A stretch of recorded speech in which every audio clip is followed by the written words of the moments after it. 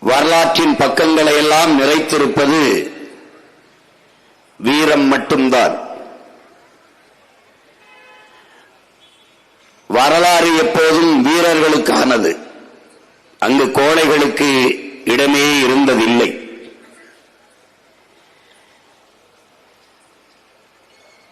வீரத்தினால்தான் பல நாடுகள் விடுதலை பெற்று எழுந்திருக்கிறது, பாதுகாப்பாக வாழ்ந்திருக்கிறது.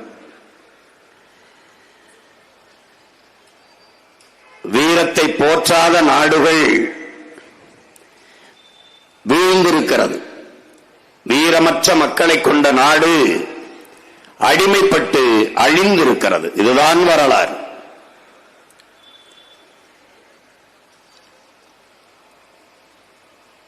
ஆனால் தமிழ் பேரினம் மானமும் அறமும் வீரமும் உயிரென்று வாழ்ந்த ஒரு இனத்தின் கூட்டம்.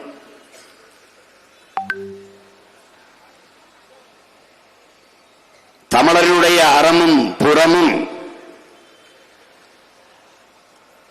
புறம் என்பது முழுக்க முழுக்க வீரத்தின் திரட்சியே.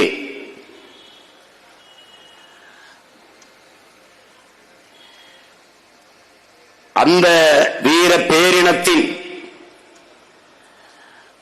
வரலாற்றின் வழித்தடத்திலே வீரமிக்க குறியீடுகள்தான் இன்று நம்மால் போற்றப்பட்டுக் கொண்டிருக்கிற வீரப்பனார் அவர்களும் நம்முடைய வீர பெரும்பாட்டன் தீரன் அவர்களும்.